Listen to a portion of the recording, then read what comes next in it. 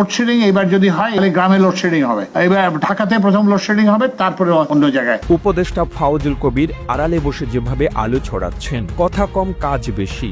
উপদেষ্টা ফাউজুল কবির খান যেন এই নীতিতে বিশ্বাসী। অন্য উপদেষ্টাদের মতো তাকে নিয়ে সোশ্যাল মিডিয়ায় হইচই হয় না, তিনি আলোচনাতেও আসেন কম।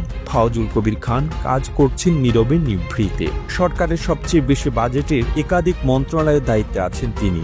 এগুলো হলো সড়ক পরিবহন ও সেতু মন্ত্রণালয়, বিদ্যুৎ জ্বালানি ও খনিজ সম্পদ মন্ত্রণালয় এবং রেলপথ মন্ত্রণালয়। অতীতে যত অনিয়ম আর দুর্নীতি হতো তার বেশিরভাগই হতো এসব সেক্টরে। ফাউজুল কবির খান দায়িত্ব নিয়ে সেসব অনিয়মের লাগাম টেনেছেন। তিনি দায়িত্ব নেওয়ার সময় বিদ্যুৎ ও জ্বালানি খাতে মোট বৈদেশিক দেনা ছিল প্রায় ৩৯,০০০ কোটি টাকা। এখন তা নেমে ১০,০০০ কোটি টাকা এসেছে। অর্থাৎ তিনি দায়িত্ব গ্রহণের পর বিদ্যুৎ জ্বালানি খাতে ২৯,০০০ কোটি টাকা ঋণ পরিশোধ করেছে সরকার। অন্য যে কোনো ঈদের থেকে ২০২৫ সালের ঈদুল ফিতরে মানুষ স্বস্তিতে বাড়ি ফিরতে পেরেছিল। ঈদুল ফিতরের আগে পুরো রমজান জুড়ে বিদ্যুৎ সরবরাহ নিয়েও তেমন অভিযোগ ছিল না। এসব সাফল্যের নেপথ্যে ছিলেন উপদেষ্টা ফাউজুল কবির খান। শুধু ঢাকাই নয়, তিনি ঢাকা এবং বড় শহরের বাইরেও উন্নয়নের দিকে নজর দিয়েছেন। গ্রীষ্মের শহর ও গ্রামে বিদ্যুৎ সরবরাহ সমান রাখতেও তিনি সরব হয়েছেন। কাজে দূরদর্শী হলেও ফাউজুল কবির খান চলাফেরাটা একদমই সাদামাটা।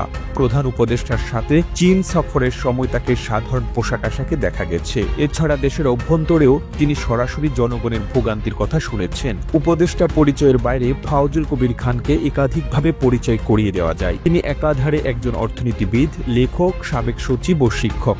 তার কর্মজীবনটাও বেশ বর্ণাঢ্য।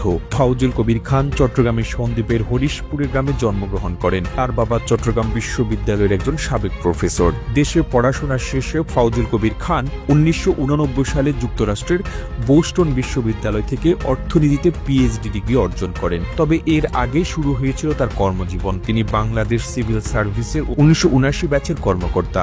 দীর্ঘ জীবনে একাধিকবার করেছেন অধ্যাপনা। তিনি ১৯৯২ সাল থেকে ১৯৯৫ সাল পর্যন্ত সিঙ্গাপুর ন্যাশনাল ইউনিভার্সিটিতে ইকোনমিক্স ডিপার্টমেন্টে অধ্যাপনা করেন। পরবর্তীতে তিনি ২০০৭ সাল থেকে ২০০৯ সাল পর্যন্ত বাংলাদেশ সরকারের বিদ্যুৎ বিভাগের সচিব ছিলেন। এছাড়া তিনি ১৯৯৮ থেকে ২০০৭ সাল পর্যন্ত ইটকলের প্রতিষ্ঠাতা সিইও হিসেবে সফলতার সাথে দায়িত্ব পালন করেন। পাশাপাশি বিশ্ব ব্যাংকের অর্থায়নে সোলার হোম সিস্টেম সফলভাবে পরিকল্পনা ও বাস্তবায়নের নেতৃত্ব দেন। ২০০৯ সালে প্রফেসর খান সরকারি চাকুরি থেকে অবসর নেন।